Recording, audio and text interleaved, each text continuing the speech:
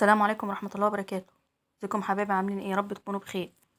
النهارده بقى ان شاء الله هنعمل معاكم الجبنة الكريمي من الجبنة القريش بطريقة يعني ما شاء الله سهلة وبسيطة. وعملت منها ما شاء الله 4 أطعم. عملت بقى ده بالزيتون، وعملت سادة وبالفلفل الأخضر والأحمر، وده بالزعتر وزيت الزيتون. ما شاء الله طعمها طلع روعة خالص.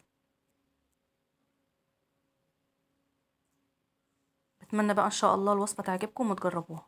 ندخل بقى على الفيديو على طول عشان ما نطولش عليكم يعني الفيديو.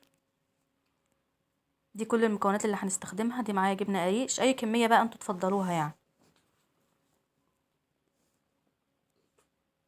معايا كوبايه لبن، ومعايا ده قشطه من وش اللبن. كنت انا كانت عندي يعني في التلاجة، كنت محوشاها. انا حبيت استخدم فيها قشطه عشان ما نحطش عليها ولا زبده ولا زيت. نجيب بقى الكبه، وممكن بقى تضربها في الخلاط او الهاند بلندر. فانا بس هستعملها النهارده في الكبه عشان كبيره شويه. هنقطع بقى الجبنه كده ونحطها كلها في الكبه، ونحط عليها بقى القشطه. زي ما قلت لكم انا استخدمت القشطه بدل الزيت او الزبده. ممكن بقى اللي حابب يحط زبده او اي زيت او زيت زيتون اللي يريحكم. بس هي الزبده بتخليها تقيله، والقشطه ما شاء الله كانت مخليها كريمي بقى، وكان طعمها زي الجاهز بالظبط. هنا بقى بعد ما حطيتهم اللبن بقى هننزل بيه شويه بشويه كده واحنا بنخلط، زي ما هتشوفوا كده معانا في الفيديو.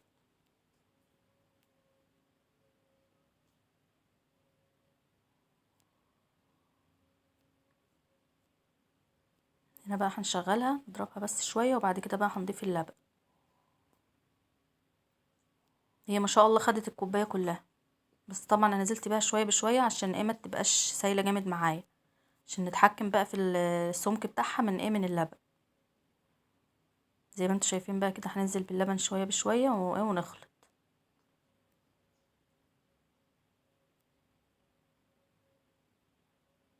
اللهم صل وسلم وبارك على سيدنا محمد.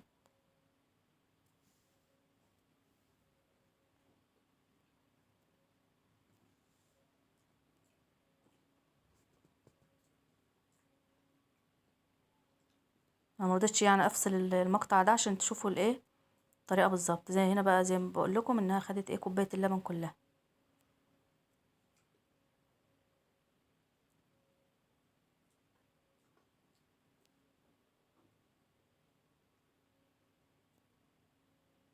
هنا بقى خلاص كده بقت جاهزه معانا.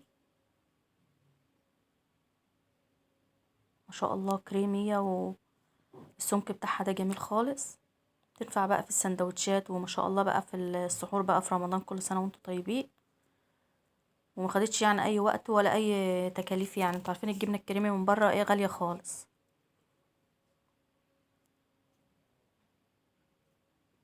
بقى نحط بقى الاطعم معاكم. هنحط بقى هنا شويه كده في البول عشان نحط بقى الاطعم بتاعتنا.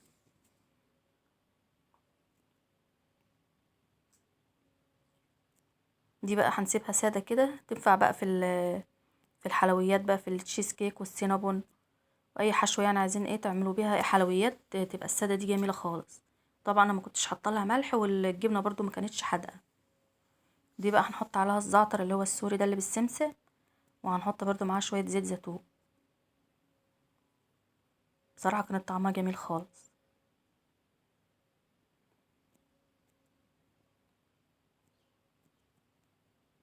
هنقلبها بقى كويس كده مع بعضها. هنا بقى بعد ما خلصتها هنرش بقى كده على وشها شويه زيت زيتون، ونحط عليها شويه زعتر، عشان نبقوا عارفين ان ديت يعني بتاعه الزعتر. كده بقى الزعتر عندي جاهز، واللي هي الساده. هنركنهم بقى على جنب، ونعمل بقيه الاطعم بتاعتنا. جبت بقى الكبه اللي هي الصغيره، هنحط بقى فيها شويه من الجبنه. ممكن بقى انتوا تعملوا الاطعم اللي تريحكم يعني، بس انا حبيت اشارك معاكم يعني الفكره. وده زيتون كده مخلي متقطع. هنضربهم بقى كويس مع بعض وتبقى جاهزه معانا.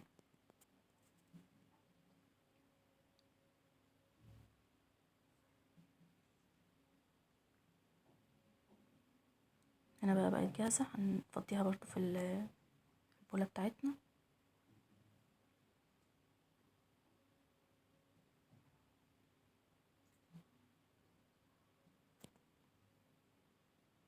نحط برضو عليها كده ايه زيتون من على الوش عشان نبقى عارفين برضو ان دي بالزيتون.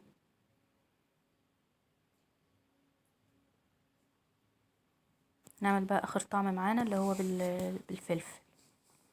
انا معايا حاطه حته احمر وحته اخضر، اللي حابب بقى يعملها اخضر او احمر بس اللي يريحكم، واللي ممكن عاوز يحط حراق برضو، بس انا بصراحه ما حبيتش اعملها حراق عشان يعني كله ياكل منها. وهنضربها برضو بالكبه زي التانية برضو، ننعمهم مع بعض زي ما انتوا شايفين كده بقت جاهزه معانا. نفضيها برضو في البوله.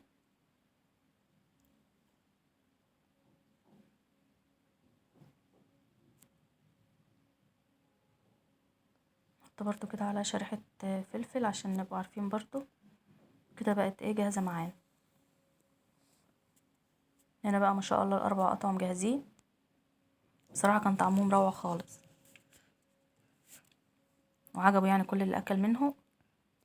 طعمها ما تفرقش والله عن الجبنه الكريمي الجاهزه، ويمكن احلى كمان.